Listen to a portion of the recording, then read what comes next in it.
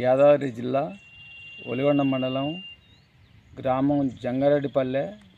నేను అనగా మాజీ ఉప సర్పంచ్ సాయిల్ను.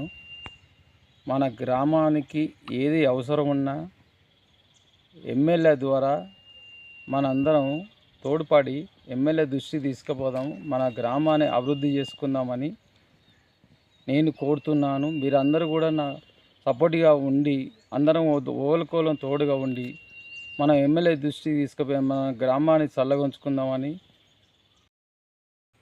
అభివృద్ధిగా ఉండాలని మనందరం ఓలకోలం తోడ్పడి మన గ్రామానికి సీసీ రోడ్డు కానీ ఏదన్నా మన గ్రామానికి అవసరం పడ్డాయి ఎమ్మెల్యే దృష్టికి తీసుకుపోదాం.